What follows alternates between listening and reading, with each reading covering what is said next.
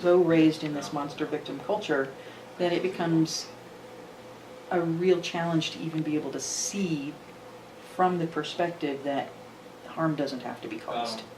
Okay? But in villain world, they're in the monster victim cycle, as most people are, and we do things, or they do things, that we find evil. And if we think what they're doing is evil, we just see them as the enemy. Okay? And there are examples that we can go through that are not personal, and there are examples that we can go through that are personal. And it's kind of important to be able to understand this, to do a little bit of both. All right? Whenever you're looking at something that a person is doing, you have to remember the law of behavior. We only do that which we find rewarding. And that the law of behavior is always going to be centered around our needs. If we feel we have a lack, we're going to try to fill that need.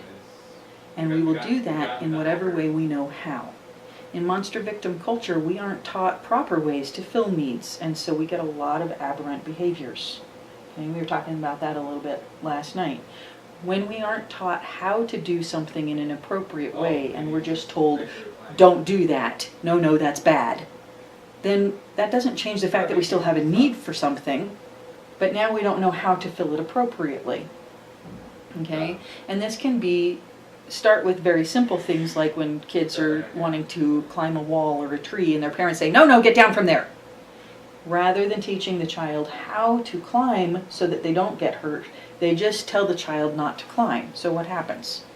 The child waits until the parent is not available, and then they climb, and they don't know how to climb, and so then they fall and they break their arm, and the parent is like, see, I told you. See, so now we have this whole monster victim culture being set up where nobody's feelings are being understood, their needs aren't being met, we're not being taught how to do something appropriately, and it sets us up to fail. All right? So what happens when you've got zombies that are really far back in the cave and their aberrant behaviors are truly vicious? Okay? So for example, on my Facebook, I get a lot of rescue animal issues, and some of these animals are pretty severely abused. Okay? I hate seeing those images, but there they are. Okay? And so I'll see something, a dog that has been very tortured, and all the comments that people give are, well, I hope the same thing happens to them. How could somebody be so vicious? You know? And they should get this same treatment, and if I saw them, I'd kill them. And they start talking, the entire feed is about the terrible punishment that this horrible, evil person should get because they did this horrible, evil deed. I think I was right. Okay? When I look at that, what I see is just the perpetuation of the monster victim cycle. How is that going to help? You know, if you do something, an act of evil, and I then punish you for it, how does that alter in any way the act of evil you have already performed? It can't undo anything. And where's the compassion? And people say, well, they don't deserve compassion. And what I have to say to that is there's no such thing as deserve. Here's the facts. When a baby is born, it deserves to be loved. And if it doesn't get that love, and it then therefore adopts aberrant behaviors, is that the fault of the child or the fault of those that trained it? Every person that is performing acts of evil is still that child that was trained to do things in an aberrant way. And our job is not to punish them, because that will never change anything. You can't undo fear with more fear, and you can't undo aggression with more aggression. You know, while it seems to us like that happens, you know, oh, you punch me, so I punch you back twice as hard, now maybe you'll think twice before punching me. Has that undone the idea of violence at all? Has that taught you how to treat me? It has taught you to be more afraid of me than you were before, and that acting violently toward me is just going to be worse. But it has done nothing to teach you how to not be violent. And it has done nothing to help you to get your needs met. And so one of the things that I really want to help you learn, and this is a very hard thing to learn, is how to see the villain as a person whose needs are not getting met. Try to find the need that they truly have. See the aberrant behavior for what it is. And instead of punishing them and trying to destroy them because they're evil, to discover that they are not. There is no such thing as an evil person. There are only acts of evil. A person cannot be evil. And that's a really, really important distinction, because every villain needs to be rescued. Dang. It is our fault. It is our collective fault that there are villains at all. And it must be our collective effort to stop them. And that means that we need to give them what they need in a non-aberrant way. So we're going to play the game, What's the Reward for That? And we are talking about things that villains or monsters do, and then determining if we can figure out why they would do that, okay, how they would think that was rewarding. So we'll start with something simple. Mom sees kid in street. Mom runs out and starts beating the crap out of the child and yelling at them. What's the reward for that? The reward for the villain? Well, she gets to express her anger. Perhaps. That's the villain's reward? That's Allie's guess, that maybe the reward is that she gets to express her anger.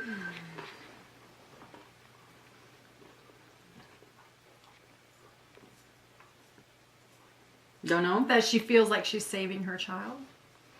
Perhaps. Well, here's how you begin to figure it out.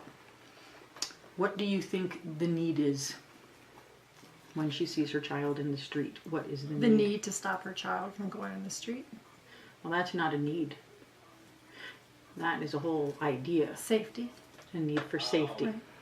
Okay, so the need would be safety. Mm-hmm. All right, what would be the feeling? That urgency, scared. Mm-hmm. Fear. Yes, mm-hmm. She might feel that, this is an immediate, urgent mm-hmm. fear, an immediate, urgent need for safety. Okay, so she goes into survival. And once you go into survival, that means you have to be right, because being wrong is death. Mm-hmm. Okay, and you can either flee, fight, or freeze. So she's in survival, she's afraid, she needs safety for her child. Will running away help? No, freezing won't help. Freezing won't help, so what does she do? She fights. Yeah. So she goes and she spanks the child, because that is the only reaction that she knows. And the reward is, theoretically, now the child will be safe. The reward is that the need will be fulfilled. Okay? This is kind of a fun little game. I love to play this game. It makes you look at people very differently. Okay? So, let's think of another one. You have two kids playing, and they're playing a game of ball or whatever, and one kid throws the ball and it falls short, and this has happened now several times. So the second kid says, "You throw like a girl," and teases them. What is the reward for that?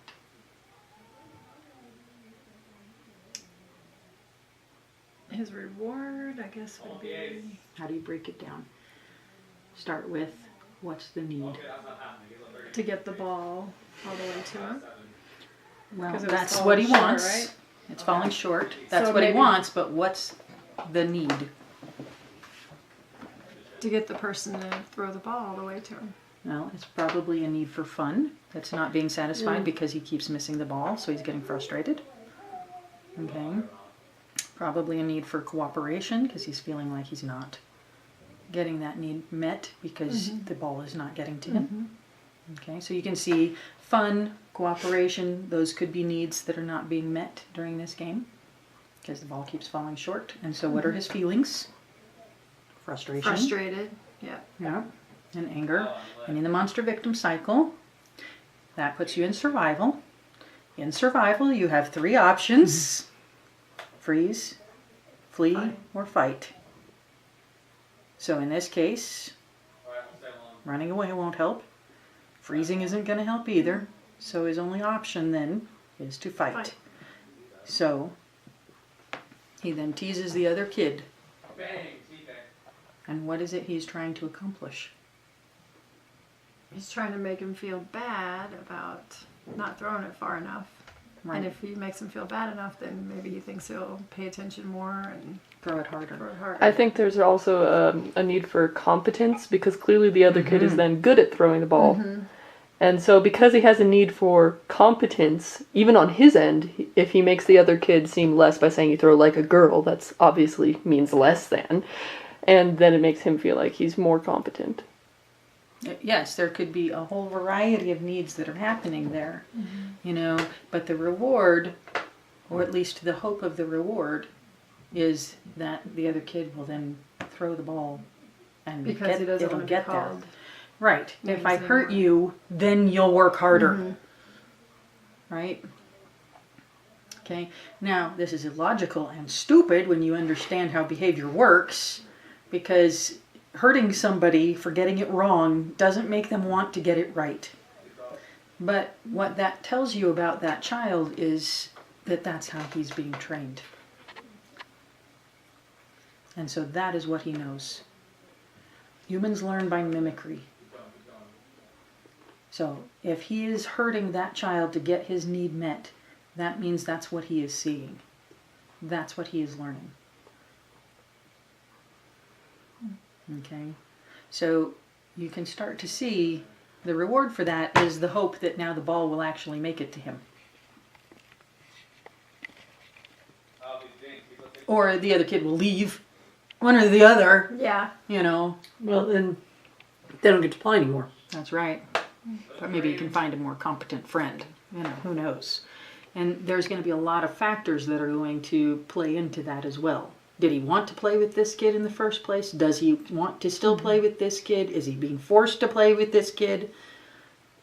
Maybe if he's forced to play with this kid and he treats the kid badly, the kid will never ask to play with him again and he won't be forced to play with this kid again. You know, or he won't be allowed to play with this kid again. Who knows? You know, there's a lot of different ways that he might see this behavior as rewarding. But I guarantee you that he sees it as rewarding or he wouldn't do it. Okay? These are just really little examples. So what happens if you have a person who's torturing a dog? What's the reward for that? To get the dog to do what he wants it to do. Perhaps. You have to go back to the need, don't you? What would be the need? And here's where it gets really complicated because you have to know a lot more factors. You don't have enough information based on just, well, this guy is torturing this dog. You would have to know a lot of things. Is he alone? Is this his dog? Was he trying to do something with this dog and the dog failed? You know, did he find this dog on the side of the road and he just thought it would be fun to torture it? You know, what's his thought process? We have to know all of that before we could even determine what the need was. Okay? What we know is no matter what is happening and no matter how evil the act is, to them, there is a reward. Okay? In my book, I talk about being molested when I was 3, okay, by the babysitter's boyfriend. What was the reward for that?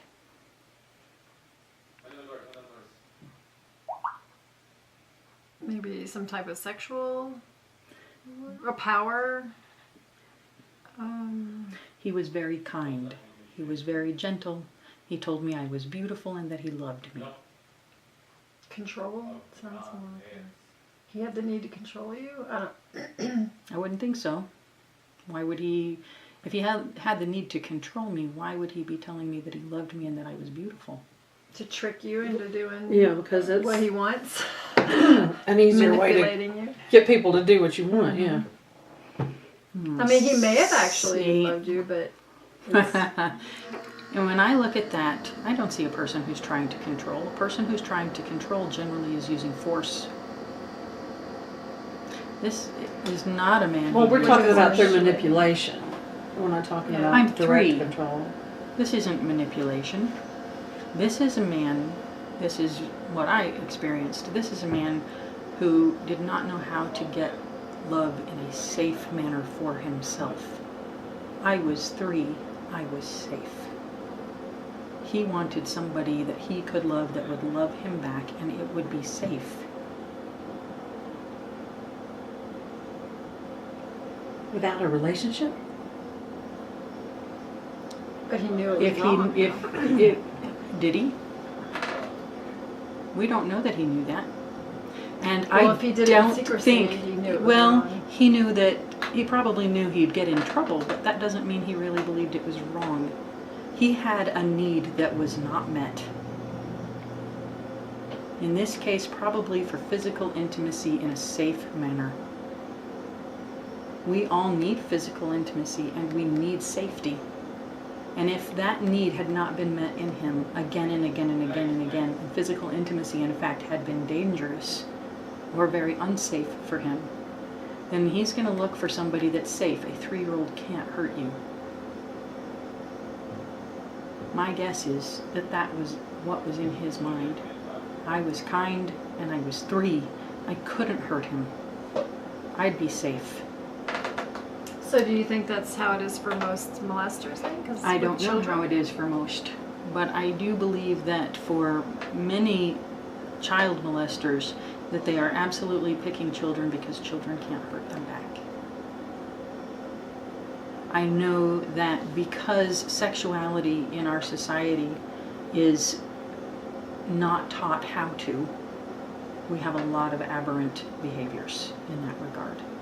And that physical intimacy for a lot of people is not safe. And that we become very much afraid and have no way to get our needs met. And I believe that a lot of men in particular who are taught very early on, much worse than girls, that not only do their feelings not matter, but they aren't allowed to have them.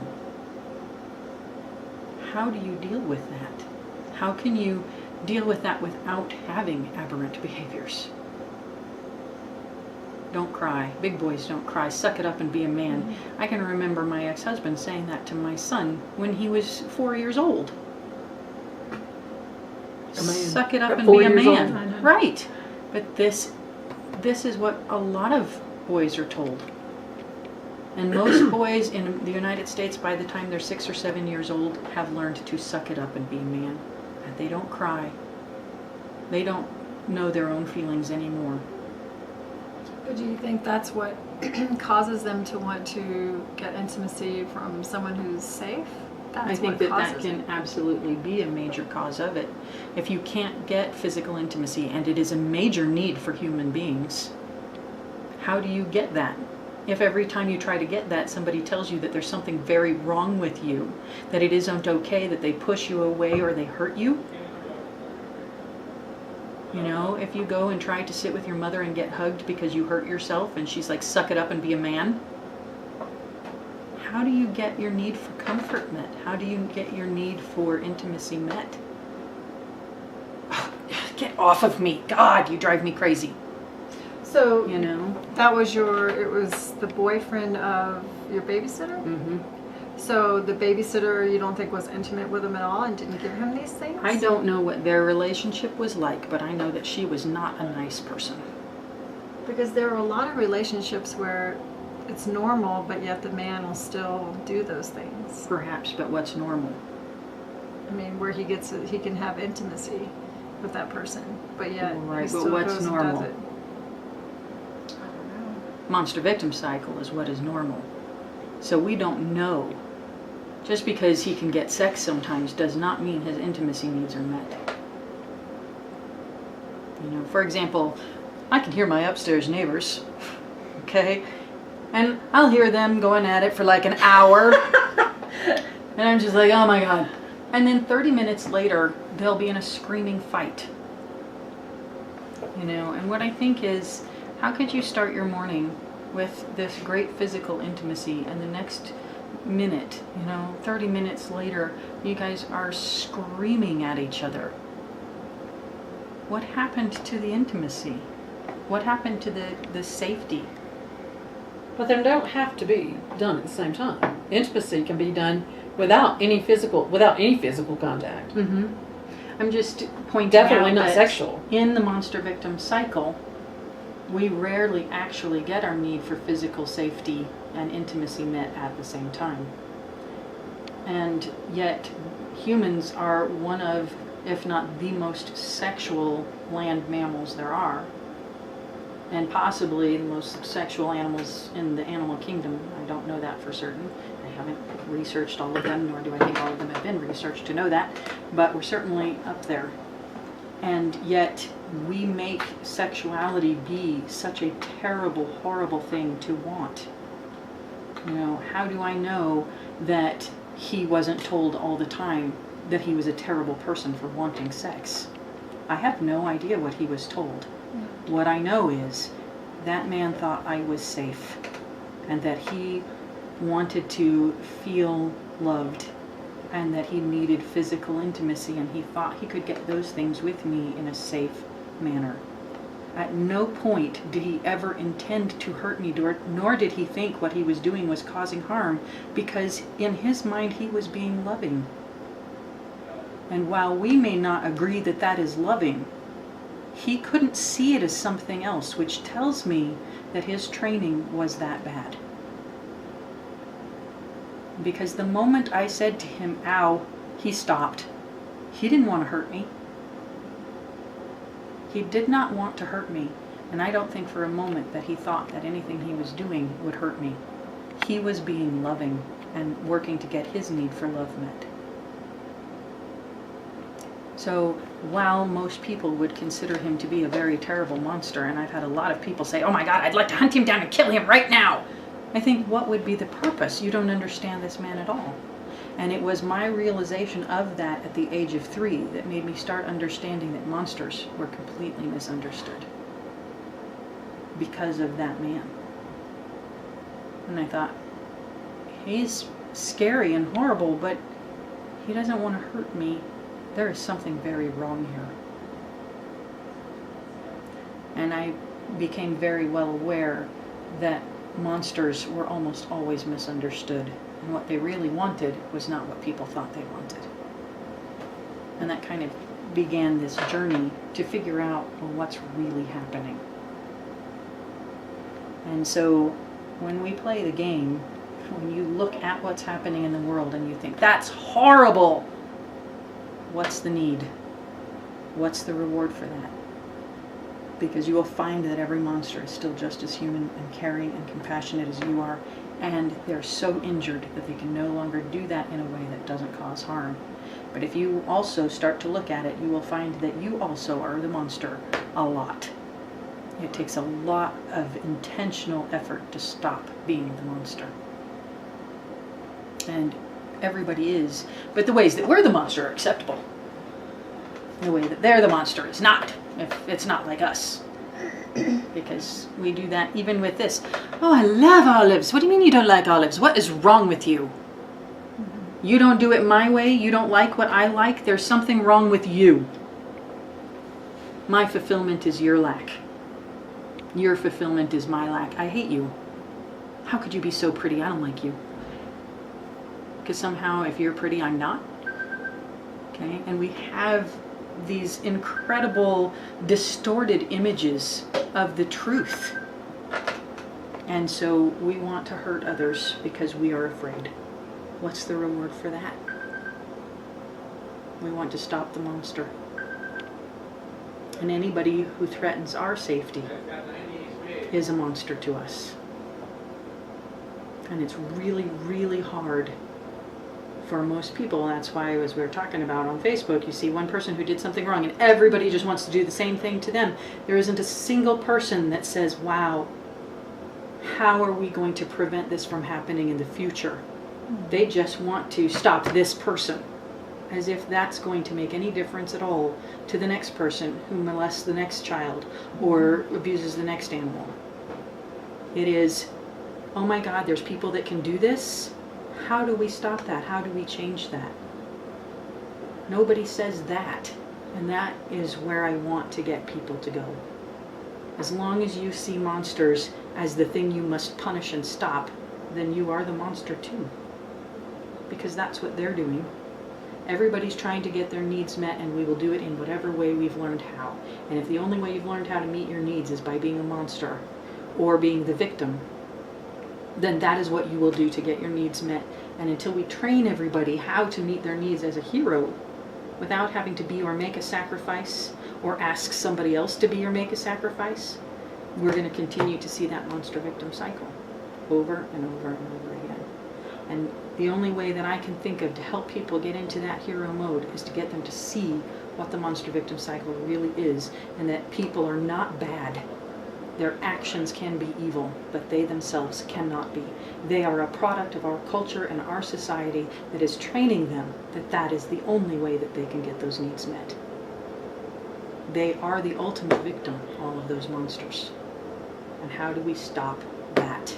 If we can stop their pain, they will stop hurting us.